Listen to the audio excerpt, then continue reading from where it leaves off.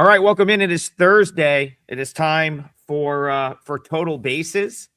We have a abbreviated slate today. Only 7 games, but we might get to all 7. We usually get to 6 on this show. We'll try to get to all 7 for you. I've got a 5% play tonight, so we're going to talk about all of them, so that way you can't guess which one it is. And if you can, props to you. I don't know what to tell you. Bryan Leonard, I'm going to go to you. I was 2-1 last night, but I lost my lone MLB play, won the 2 smaller ones that put me slightly ahead. So how did the night go for you? And then we'll get TB's thoughts before we get into the slate today. Yeah, I went 3-0 the day before. I went 2-1 yesterday. I had a late ad. The Dodgers game fell into my category. They took a lot of money late, so I ended up throwing in a small play on the Padres, lost that one. But overall, 5-1 last 2 days. Can't complain.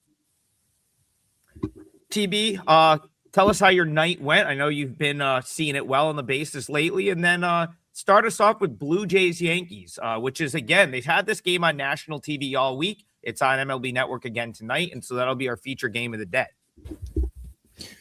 I went 4-0 in MLB yesterday, so I was pretty a typical day for you. That. Just a standard day for TB. Go ahead. Yeah, I had the Athletics, got kind of lucky in that one, I guess. Had the Rays.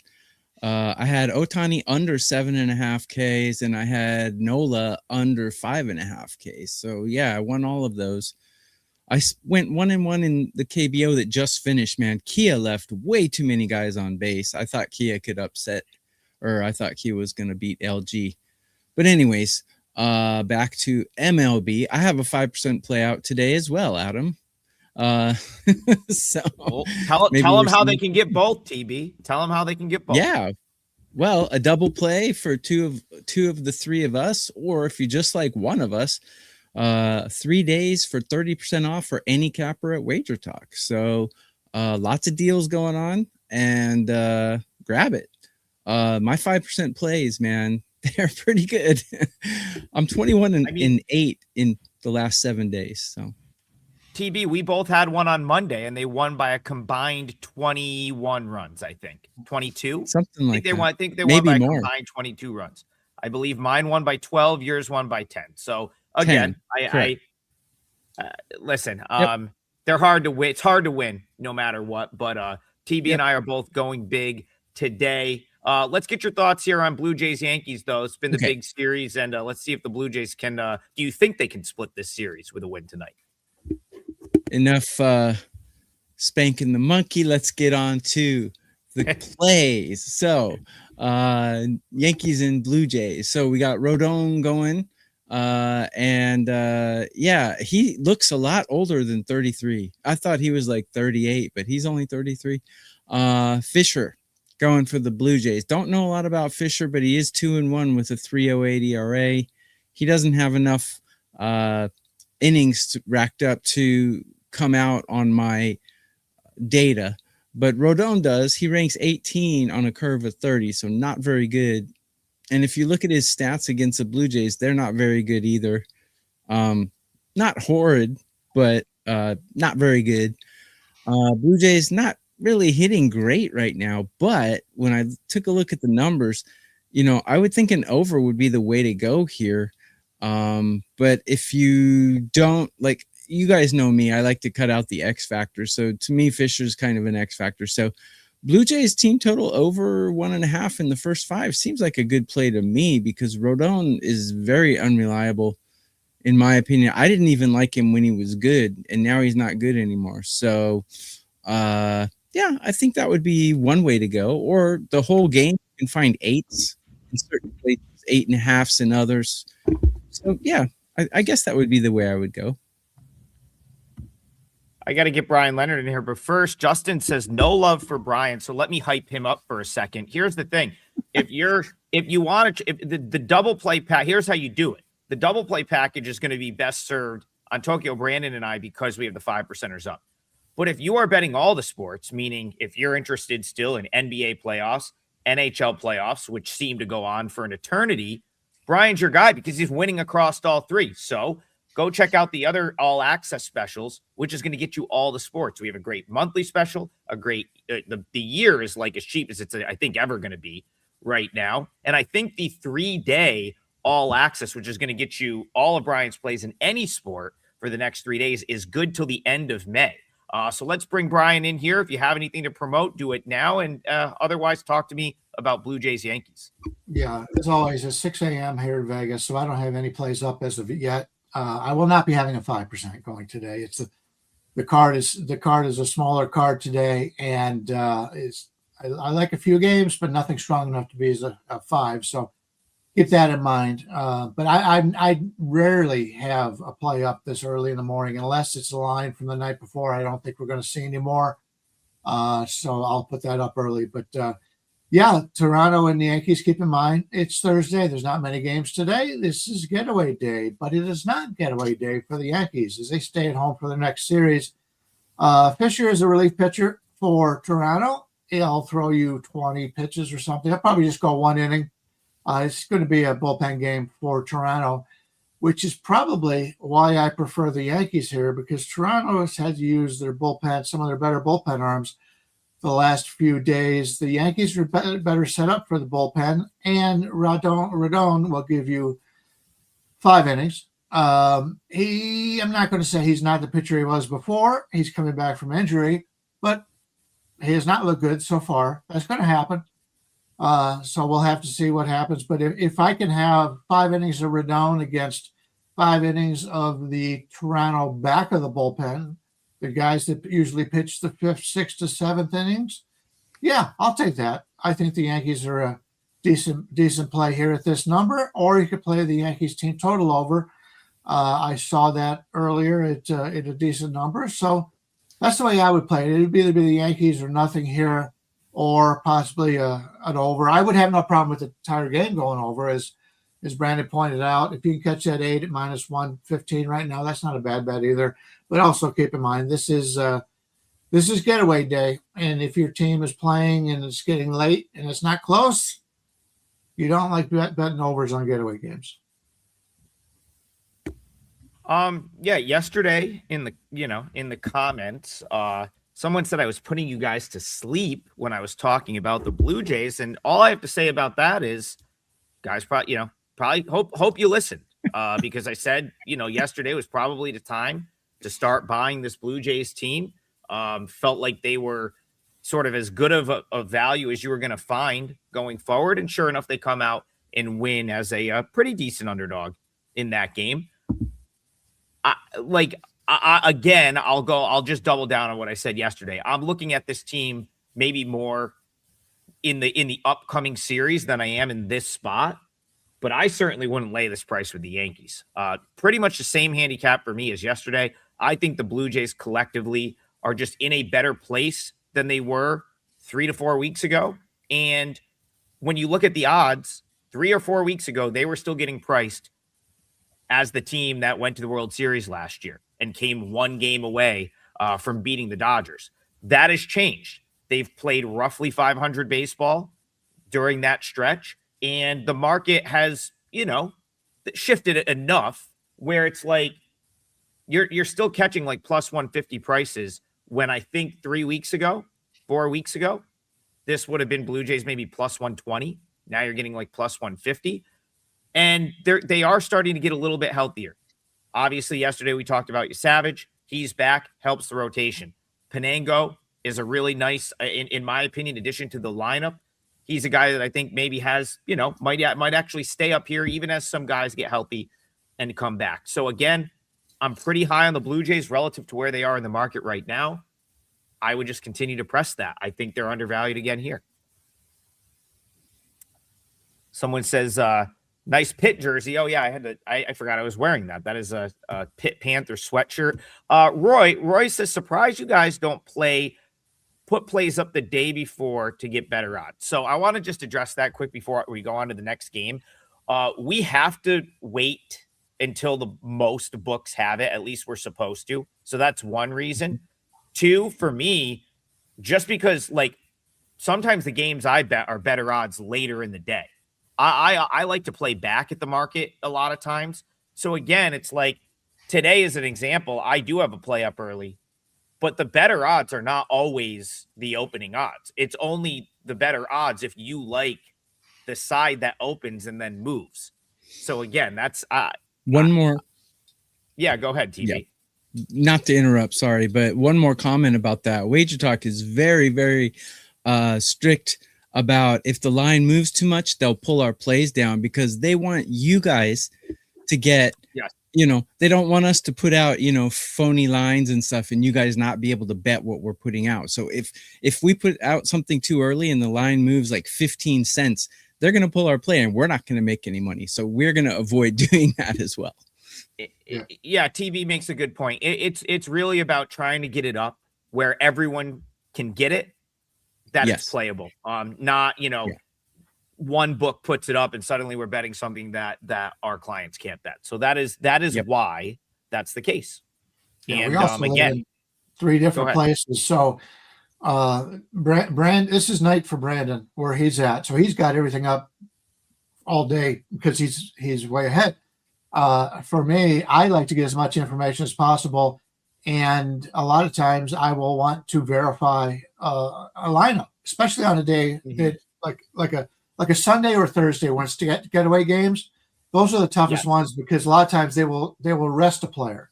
And you think you got a great line at night, and then all of a sudden it gets to the morning and, oh yeah, this guy, they decide to give him a rest. So that's one of the reasons why I don't do it.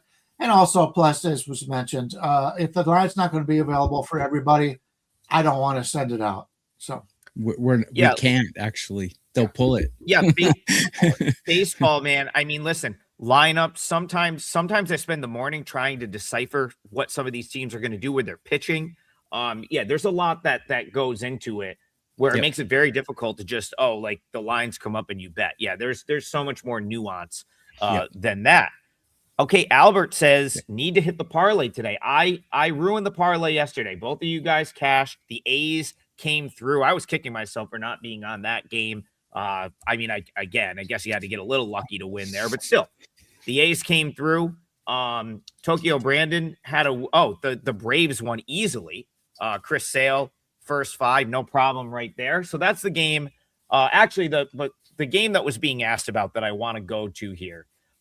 Is the one that ruined it last night with the Mets. TV, I'll go back to you. You kind of talk about having a wild card or a big time unknown. And that's what we talked about on the show, having for the Mets yesterday. I decided it was worth taking a shot with. It was not. The Mets played poorly again and they lost again. So in the chat, basically, again, I lost the comment. I had a little bit of a headache this morning and I'm all jumbled up here, but I will. Someone was basically saying, why not go right back to the well with the Nationals here? So Nats Mets to you. This is a 4:05 p.m. Eastern start. How are you seeing this one? Yeah, quickly addressing the comment that we were falling asleep when Adam was talking. We're not. You can call me a loser, low life, nothing, but this show is the highlight of every day of my life. So I'm not falling asleep for nothing. I'm getting as much info from these guys as I possibly can because, this is my job. I love doing it. So anyways, that's just maybe I was looking up or something, but I listen to what these guys have to say. But anyways, on to this one. On my Twitter X, Tokyo _Brandon, I put out my pitcher rankings for the day, and Peterson ranks pretty high on that. He's got 97 at-bats against these Nationals with a 659 OPS. And if you've heard me before, I like 750 as kind of the Mendoza line. So he's below that. And Cavalli has 23 at-bats and then 1,089. So he definitely has a short end of the stick here. Overall, the Mets are kind of the better team. Washington, we've been touting their lineup a lot this year, and for good reason. They're hitting really well. I have them ranked number 6 in all of MLB, but I got the Mets ranked 3. So, Peterson has kind of a walk issue, though. His walk rate is really high, where Cavalli's is really low, despite, I think, Peterson being a better pitcher. So I'm getting a lot of conflicting data on this. The Washington under or something like that would make sense, but man, these guys are hitting the ball so well right now. Wouldn't do that. Both bullpens ranking right around 20 out of 30 in current form. The Mets bullpen is much better than Washington's, but in current form, they're getting hit pretty good right now. I don't know, maybe an over in this one, perhaps. Not sure. Brian, I've got some concerns with the Mets and how they're playing, and the fact that like they've now got some of these young guys up there, and it has looked like a young, mistake-prone team all of a sudden. Do you share some of those same concerns? And how are you looking at Mets Nationals here? Well, if you've got young players coming up, it should juice up your team a little bit, and I think it has. They lost yesterday, but the bullpen's in much better shape. The closer Williams hasn't pitched in 3 days, and the next three guys down the lineup that get the late innings, Weaver, and so they haven't pitched in the last 2 days. So they're in really good shape here. I don't let one game throw me off. I think the Mets are the better team here. But for myself with the current line, I think it's I think it's fair here on the Mets. The only problem is if you take a look at what Peterson has done, he's getting the start today. I don't know what it is, but when he has started, he hasn't looked nearly as good as when he has come in after that opener. I watched the game he pitched the other day, and in the Mets announcing crew talked about that. They said for some reason, I don't know if it's in his head or what it is, but when he comes in after an opener, he has been really good. He is a lefty going against this Washington team. We've said this many times that Washington has hit lefties better, but as you pointed out, the lineup sets up better. They should hit righties better. But we're getting a line right now. Basically, the Mets at 110, 115 with a total of 8. Cavalli's a guy. He's been my kryptonite this year. I thought he was going to be really good, and I started playing him earlier on this season. He was lousy. He had a couple of good starts. I go, okay, now he can come back. And then I came back, and he got bombed again. So I won't be on Washington here. I may try to find a way to play the Mets, but if there's any value, I've got to think it's on the Mets here. As Brandon pointed out, they're the better team, regardless of what the records are right now. So, it's basically you're getting the better team in a pickup situation with the much better bullpen availability in this one. So it's Mets or nothing for me. Yeah, I would agree with the Mets. They're probably still the better of these two teams. And I want to just go back to a comment I made with the Mets making mistakes. This whole series has been just a comedy of errors at times, like from both sides. On Monday night, the Nationals made 4 errors in a game they eventually lost 16-7 in extra innings. On Tuesday, the Mets got out to a 5-0 lead and made like 6 different mistakes in the field, running the bases. Disaster. Yesterday's game ends up 8-4. I think it was probably the cleanest of the series. I know the Mets got charged with 1 error, still made a couple of sort of mental errors in the game. Point is, they used to have this runs, hits, errors prop. I think they still do at some places. Both teams are hitting. Yes, the Mets pen is in better shape. The Nationals pen is never in any good shape. I don't think that's the worst way to attack this. Cavalli's been I know me and Brian, I'm kind of with you. I had higher hopes from him than he showed to this point. I would try to maybe target runs, hits, errors, because it's every game that one of these two teams is making an error. You get 2 or 3 free sort of. They don't price errors into that line, in my opinion. So you might get 2 or 3 free errors to help that over the total. All right, let's move it along. Again, it's that was all I could come up with in that game. It's kind of a tough game, but I just find it interesting the amount of mistakes that are being made by both of those teams right now. All right, Brian, I'm going to go back to you. Someone wants to know Braves Marlins. This was the series that I had a 12-0 5% winner with the Marlins on Monday, and it has gone off the rails for them since. 2 blowout losses the back-to-back days. Tuesdays wasn't as bad as yesterday's, which of course was a complete bloodbath. So now Braves Marlins to you. Do you think the Marlins can level this up in the finale? I don't know. Anybody's got the chance. I mean, that's why they play the game, right?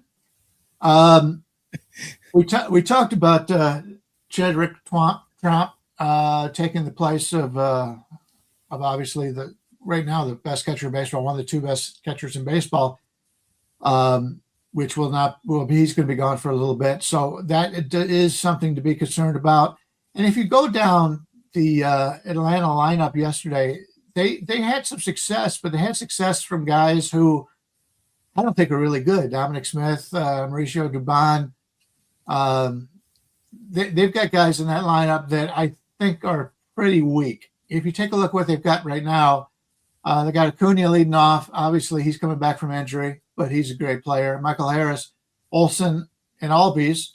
They got Riley, who struggled for such a long time. He's down to seventh yesterday. He started to break out of his slump a little bit, get a home run in that game. But right now, this Braves lineup isn't nearly as positive as what we had seen earlier in the year. From a bullpen standpoint, nobody pitched yesterday except for a guy they brought it from AAA as a long reliever. So they're in decent shape there. The Baldwin injury really hurts, and they still got Sean Murphy hurt again. So they've got some problems in the catching position. But Miami's been a team that's at times they've looked really good. At times they've looked really bad. And Thomas White is their number one pitching prospect. They're expecting to bring him up. They took him out of his last start. So they need some pitching because once again, it struggled a little bit yesterday, and they're not getting any. None of these guys, other than Meyer. Meyer's the only one right now that's been very consistent. Alcantara's been up and down, pitched much better earlier. I don't know what to make out of them. And I talked about the hitting for Miami. They don't have the power. That's the only problem they have is they have no power. So they got great hitting at the top of the lineup. Guys get on base, but they're all going station to station. So that's always a worry when you're playing a team like Atlanta that does have some guys that have some 40 home run potential. You've got to be able to string a bunch of hits in a row if you're Miami because you don't have that ability. So somewhat like Atlanta in here, but don't know if I trust Strider enough to lay that big number on the road. Yeah, this is two names that I think get some respect. Tokyo Brandon, Spencer Strider, and Alcantara. A total that suggests there's a couple aces on the mound.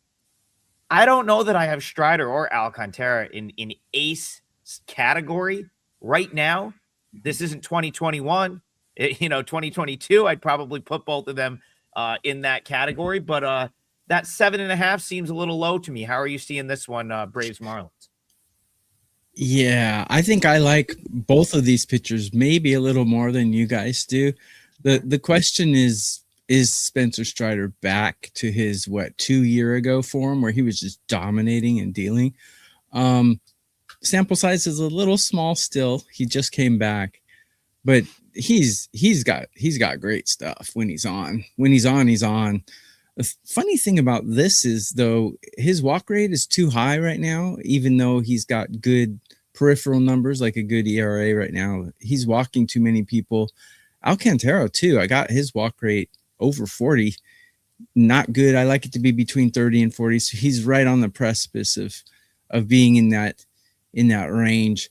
I have Miami hitting better, and I have Miami's bullpen ranked higher than Atlanta's, but there's no way I'm going to bet Miami here, even though I do like Sandy Alcantara probably more than you guys do.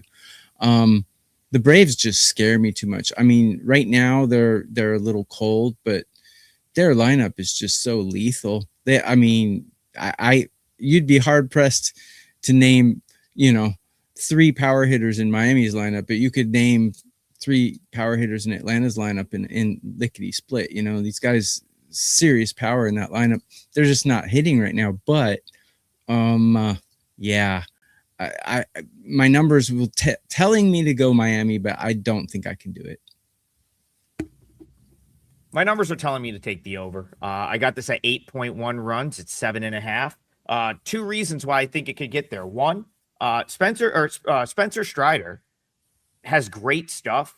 Command has not been on point since coming back, since being called back up. Went through rehab, had a couple rehab starts, has gotten back to the majors, 3 starts in. And, Brian was saying, well, the Marlins go station to station. You know what you don't want to give a team that goes station to station and needs to string hits together? You don't want to put guys on base free. If you got a team that's really doesn't run the bases well and is going to take 2 or 3 hits to score a run, typically you don't want to give them free base runners, and that's sort of what Strider has done. Tokyo Brandon, you brought up the Braves and their phenomenal lineup. Even without Drake Baldwin yesterday, they're putting up crooked numbers. Well, Sandy doesn't really strike anyone out. So even though Alcantara's got some really good peripherals and he's probably looked as good as he has since the Cy Young year so far this year, my concern is he doesn't really rack up strikeouts, and the Braves are just really good at breaking you down and getting the timely hit, and they're just one of those relentless teams. Very Yankees-esque, where they just tend to chip away and then shoot a ball that finds a hole and suddenly it's a 2-run single. So I kind of think this one gets to 8 runs. I like the over. All right, we'll continue on here. Let's see. Let's go. All right, we can go to this one. Brian, yesterday you gave out the A's as your parlay leg on the show. We all agreed. And it looked like we had cursed it, but the A's got it done. Big home run. I think it was Jeff McNeil tied that one in the 9th. And then the A's ended up coming through in the 10th inning, held on, even though the Angels threatened there late.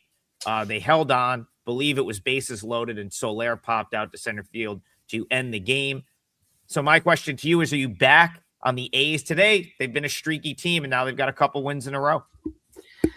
Yeah, if this line would have been out a couple weeks ago, the A's would be a sizable underdog because Soriano was started the season. He was fantastic, but he's come back down to normal lately, and we're getting the Angels at about a minus. Basically, it's a flip. It's a coin flip, minus 105 either way. Total of 8, slightly to the over. Severino on the road does not like to pitch in Sacramento. Obviously, not a lot of pitchers like pitching in Sacramento, but he has come out and talked about it. And Angel Stadium is usually a pretty good hitter's ballpark, decently hitter's ballpark. But we got Severino against Soriano. Who do you trust out of Severino, Soriano? I'm not sure at this point. I trust either one of them. Especially the way that things have gone lately for Soriano. If from a bullpen standpoint, Hogan Harris pitched the last 2 days for the A's. He's their closer of the day. Basically, it's starting to turn into a restaurant. They've got their meal of the day, or whatever they call it, soup of the day. But they've had to pitch a little bit the last couple of days. Severino on the season, I've got him rated 96th at pitching, but overall in the last 2 weeks, 133. So he's not a guy I trust right now. If there's anything I'm going to play in this game, it'll be the over. I think they'll still be able to get some runs out of there. Really, other than Henry Bolte, who they brought up, he's gotten off to a little bit of a slow start. Everybody else seems to be hitting pretty well for the A's right now. And, from an Angel standpoint, this is a team I don't trust at all. Many reasons to not like them. It's a veteran team that if the veterans don't play well, who they got to come up? Yesterday, they used a lot of their bullpen, but nobody's really had to pitch back-to-back games in that bullpen for a while. But I'm not a big fan. They even tried to use Kirby Yates in a safe situation yesterday, and he blew it. It's not a bullpen I trust at all. Soriano on the season, 11th in Major League Baseball from a pitching standpoint, 88th the last 2 weeks. So he's coming back a little bit. And nobody really in this Angels lineup is hitting well. Nobody's in the top 100. So maybe we take a look at the team total here for the A's. Let's get a quick look at that. And we're looking at 3.5 at minus 125. I'm getting 3.5 at minus 140, 145. Oh. Still, that would be the way I would go here. I think the A's could score 4 runs against this Angels team. And, even though it is getaway day for everybody out there. Some of these young teams, they don't care. They're on a nice little run. They don't care about the travel. It's the veterans that you got to worry about with the travel. So especially if it's long travel. So yeah, I kind of like the A's team total here. TB, are you seeing runs in this series like Brian is? And do you like the A's again? You liked them yesterday. Yeah, the Angels, like Brian said, he kind of stole my thunder because I was going to say A's team total as well. But so I'll make it quick. But Soriano overrated, man. These A's batters have blasted his cheeks over and over, and I think they're going to again. Angels bullpen just awful. But the A's bullpen not exactly lights out in current form. So yeah, the team total would be the way I would go as well. And I'm going to make that my parlay leg, as a matter of fact. So A's team total -140. If that's what Brian sees, I'll go with that. Yeah, I think Soriano pitched way over his head to start, and I think he's coming back to earth here. Severino is not a guy I like to back, which is the reason I won't take the A's on the side. I'd rather take their team total because, man, they're just so fun to watch. This is a fun team to watch. When they go to Vegas, they're going to be contenders, man. They will. By the way, grab a double play, 2 of us 3 days, huge discount, or 1 capper, 3 days, 30% off. There's my plug. Brian, do you have that's A's team total over, did you say 3.5? Is that what it is? If you can believe 3.5 it. -140? Yep. Okay. Yeah, I mean, I want to get to all the games, so I'll just make this very quick. I see runs. I think there's gonna be runs in this game. This is another one I look. How is the total only 8? Soriano's it's clearly getting credit for being an ace. Again, he started off like that. I don't know if I still agree with that now, but like you said, TB, Angels bullpen really bad. I was in like a discourse with someone in the chat comments yesterday, and I think my comment was like the Angels, and I used like in capital letters, are bad. It is a bad baseball team. Bad bullpen. Unless Soriano comes out and just shoves and throws an absolute gem. I don't see how there's not 8 runs in this game, because the Angels could very well get them off of Severino as well. So yeah, I like the over 8 in this one. And that means I like your parlay leg, TB. The chat is getting restless. They say we need to hit one. I would agree. We're back right just a shade under even on the parlays. So we come here and try to hit one every day. It doesn't always work out. 2 of 3 yesterday. Hopefully we can nail the 3-teamer today. Brian, do you know where you want to go for your parlay? I do. I'm going to go back to a game that I won yesterday, and that was Cleveland against Detroit. Cantillo, the lefty, going for Cleveland, and Casey Mize going for Detroit. We're getting Detroit in about a 115 here with a total of 7.5, pretty well balanced. Cleveland's going for the sweep. Detroit's not hitting well. This is getaway day. If you've watched the last, there was one blowout in the series. The other games have been nip and tuck. Cleveland, I believe, has been a little bit lucky. And I think this is a good time to put bet on Detroit. You got a desperate team trying not to get swept at home against an important divisional rival. I do like Joey Cantillo. He's a guy that'll walk a few, but he walks basically when he walks somebody, it's because he doesn't want to give him anything good to hit. And so that's like a veteran move, and he's a young guy. I like that. He's had a lot of success so far this season. Casey Mize, going into last year, I was not a fan of Casey Mize at all, but he's grown on me. I've talked about that before. I don't think I think a couple of us were in that same boat. But Cleveland's bullpen, they have used their because they've won these games in close fashion. The last 2 nights, they've had to use Cade Smith. I highly doubt they will go 3 days in a row with Cade Smith. Zabrowski pitched yesterday, did not pitch that well, and he's gotten a lot of play lately. So I don't think he's going to pitch tonight. So we're looking at Sean Armstrong, who came off the IL on Monday. He has not pitched yet, so I'm sure he will get in the game. Holderman's looked really good. I talked about that yesterday. He was the key in that game for Cleveland. This would be 3 games straight for him. So we're looking at a Cleveland situation where I just don't think their best arms in the bullpen will be there, and because Detroit has lost their best arms in the bullpen, have not pitched a lot lately. Yes, yesterday, Kenley Jansen, Finnegan, Vest, and Holden all pitched. Vest and Holden will be 3 games straight. I don't think either one of them going to pitch.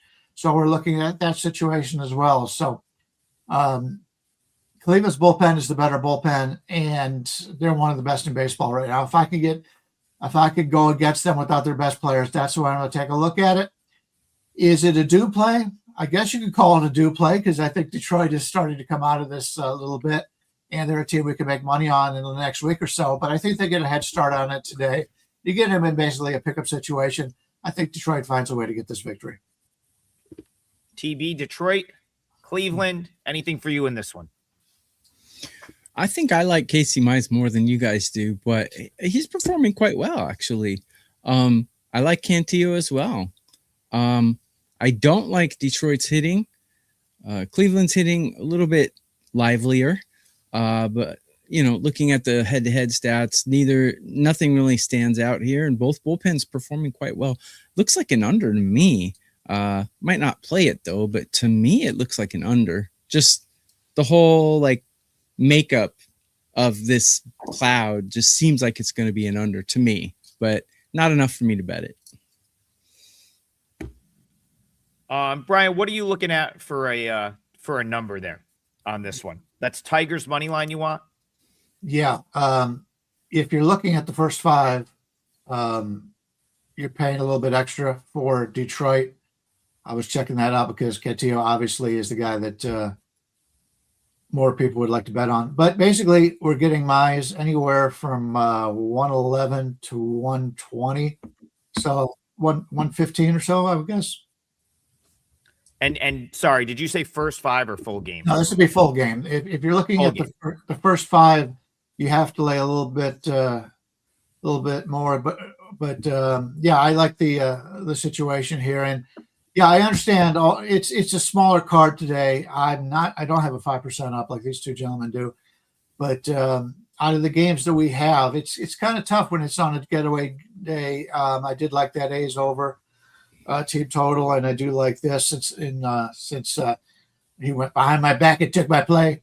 I will take Detroit here. That's probably my second choice. Yeah, I'll just I'm not gonna really. I don't really have a ton to add, other than I kind of think I think TB made a point. Like I don't mind Mize. My expected ERA so far this year, 2.99, hasn't been a massive sample, but the point is, I think he's fine here. And I have to say, I haven't gotten a single thing right in this series so far. I haven't made a bet, but I think my read has been wrong every single day. So I don't think I'm going to have a play here, but I have been sort of leaning toward the Tigers. It hasn't happened yet. But I'm with you, Brian. I kind of think they get one of these. I woke up with a insane headache this morning, and so I was just battling just a headache. Forgot to charge my lights, which is if you're like, Trig, why are you sitting in the dark all of a sudden? It's because my lights, which I use these clip-on ones because they're just the best ones I found for what I'm trying to do, are suddenly dead. So that's why I'm sitting in a dark room right now. Go ahead, Brian. In his closet. Yeah, since we're talking about Cleveland and Detroit, I rarely text any of the people in Detroit for anything because I know they're so busy. That's where our office is. I had to text Johnny. I said, you're going to be damn glad when these Cleveland teams leave town because the Cavs knocked out the Pistons and Cleveland swept the Tigers. Of course, I never got a reply. I don't know what happened. Yeah, it's nice. Yeah. It's a rivalry for Cleveland. Cleveland and Detroit, Cleveland, Pittsburgh, that kind of thing has always been a rivalry. So, all right. We can get the last 2 games in. I'll give my parlay leg and then we'll finish up. So we got 2 games to talk about still. I'll talk quickly about Diamondbacks Rockies. I'm going to use the over in this as Brian, what are you seeing for the over? Because I've seen a couple different things. Can you get a 9 flat here? or No, do we have to go 9.5? The best, well, you get 9, but you're playing a little bit of juice. You're paying about 120, or if you got 9.5, you're getting it basically even money. Oh no, I'll take. I mean, I think both will hit. I'll take 9 minus 120 for the parlay. So, you're looking at. So yeah, we're gonna go. This is Diamondbacks Rockies. So the only series I believe that is not the finale of a 4-game set. This is going to be a fresh series. The Rockies were at home playing the Rangers. The D-backs just wrapped up a series at home against the Giants. So what you're going to probably have here is Eduardo Rodriguez for the Diamondbacks, and you are likely going to have a bullpen game for the Rockies. I think so. Again, this is what I'm talking about, like trying to piece together what these teams are going to do. I don't know that anyone really knows what the Rockies are going to do here. Zach but I do Agnos no, is that's the what it thing. You says. have to know, like, Zach Agnos is not really a starter. So this is why you kind of have to know, like, the game plan. I think they will let Zach Agnos go once through the order. I think they might get greedy like they have in the past with him. And if he's doing okay, they might let him go, 4. I think he's had a couple of outings this year where he's gone 4 innings. I think that'd be the dream for the Rockies would be to get 4 out of Agnos here. Now, because Tanner Gordon in mop-up duty threw like 7 innings on Wednesday, the Rockies can mix and match. Their bullpen is not in terrible shape. And so for that reason, I do think you see like it's probably going to be 5 or 6 different relievers for the Rockies. Rockies bullpen's been on a little bit of a decline. I like the Rockies bullpen relative to what they were last year, but there's probably some runs to be had there for the Diamondbacks. On the other side, I don't see why the Rockies can't get theirs against Eduardo Rodriguez. They just saw him 5 days ago, banged him around for 9 hits, and probably should have scored more than they did in that game. It was a game they won. So you're talking about both teams simply needing to get to 4 runs and you're free rolling. I got this over 10. I think my total, let me just reference here. I'll pull up my my game total for this one because I want to say it correctly. Yeah, was like 10.2 runs. So I think you get some fireworks in the desert tonight. So I will use the over. Brian, I'll go to you. Anything Colorado or Arizona for you? Nope. I figured the same thing as what you did. I can't lay this number with Arizona with the pitching matchup, but I think there'll be some runs scored here. TB, D-backs, Rockies, anything for you in this one? Yeah, I kind of agree with you. Colorado, even though they're going with a bullpen game, their bullpen's not horrible. Diamondbacks bullpen used to be horrible, but man, they've come on lately. They're playing pretty good, actually. I'm going to take a look at what the team totals in the first 5 innings are. Yeah, the Rockies are 1.5 and the Diamondbacks are 2.5. So a Rockies over 1.5 seems like that would be a decent play. I mean, the Rockies get 0 credit. They're kind of like the Nationals, but not quite as potent. The Nationals are always an underdog, and I mentioned this on previous show, but when you're the underdog, they have to slight you in the numbers. And the Rockies get that treatment sometimes. But actually, they got some decent hitters. I love watching Moniak, and they got some good hitters on that team. So, maybe over 1.5. I've said all year the Rockies are undervalued. These two teams just played a 3-game set in Denver. There was 10 runs and 14 runs. So two out of the 3 went over this over 9 number.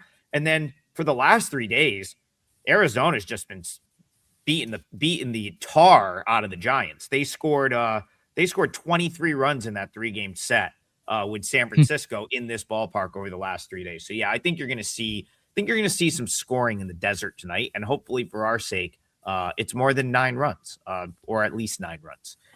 One more game. We still have a few minutes left. We'll go quick on this one. Brian, there's another day game. Pirates Cardinals to you. Any thoughts here?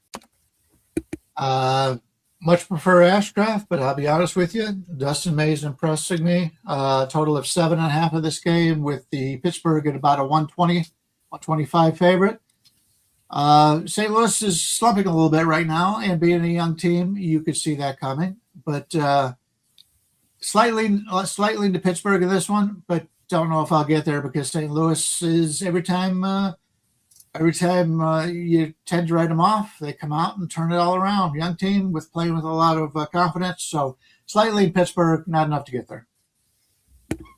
Yeah, TB, I was super frustrated last night because I've been pro Pittsburgh all year, and I thought the Cardinals were going to hammer Mlodzinski, and I thought I liked McGreevy in the spot, and I was wrong about that. They couldn't hit Mlodzinski, and he should be very hittable. So now I don't really know what to do with this one. What part of myself says, well, Cardinals sitting there at plus money, it's probably some value, but then again, I've been high on the Pirates all year, so do I really want to continue to go against that? Not really sure what to do. How are you seeing Cardinals Pirates? Cardinals plus money with a 28-20 record. Who expected the Cardinals to have this? We were pegging the Cardinals to be one of the worst teams in MLB. Maybe Brian liked them. Brian, but Brian's liked some of us, yours truly included, were pegging the Cardinals to be one of the worst teams in MLB this season, and they certainly are not. And in current form, I have the Cardinals hitting 13. I have the Pirates hitting 14. But the bullpen is where the Cardinals have a big edge on the Pirates here. I like Ashcraft as well. His control command is out of sight. He's barely walking anyone. So whenever I see the better pitcher against the better team, usually tends to be an under.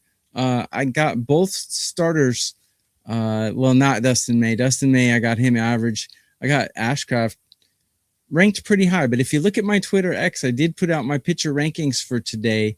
And Dustin May is at the bottom of the list. He's got an 1164 OPS against these batters. So beware taking the Cardinals is all I can say. Because that guy can go downhill in a hurry. Sometimes he's on. And when I faded him last time, I think he went like 6 innings, 2 earned or something. He had a really good game the last time I faded him. So I'm not touching Dustin May with a 10-foot pole.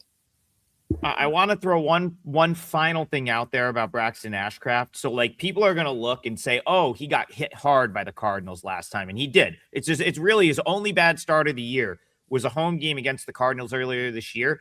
But that was like he had left the team for a family emergency. I don't remember exactly what it was, but he left the team for a family emergency. And instead of skipping them in the rotation, they had him pitch like right when he got back. And so I don't think there's a coincidence that the only bad start he's had this year was when his sort of thing, TB, you talk about it all the time, his normal prep got like he probably had to go home, handle some business with his family. Now he gets back. He's all thrown off. He gets hit by the Cardinals. It's really been his only bad start all year. And the last 3, he did. He gave up 4 runs last time out, still pitched almost 7 innings, 6 2/3. I really don't think that that's a terrible start, even though he gave up the 4 runs. The 2 before that, 7 innings, 1 run ball against the Giants, 7 2/3 shutout against the Reds. He has been really good. So I don't really want to bet against him either. We got him all right. in. We have reached the end of the show. We went a couple of minutes longer for you to get all 7 games on the slate in today. Brian, sorry, were you going to add something there? I was not. No. Oh, okay. All 7 games, we touched on them. If you're looking for our plays, there's a bunch of different ways to get them. The double play package can get you 2 of the handicappers that you see on the screen. And then, of course, there's a number of great all access options to get the handicapper of your choice for an extended period of time at a discounted rate. That is the way to do it, in my opinion. Great 3-day all access, the month with $100 off, and then the annual is as low as it's going to be all year. So check those out. 3-teamer today. Tokyo Brandon is going A's team total over 3.5, minus 140 juice on that. Brian is going Tigers minus 115. And then I'm going to use Rockies Diamondbacks over 9, minus 120 juice on that. That is today's 3-teamer. And the 3 of us will be back tomorrow morning for more Total Bases, 9 a.m. Eastern. We'll see you guys then.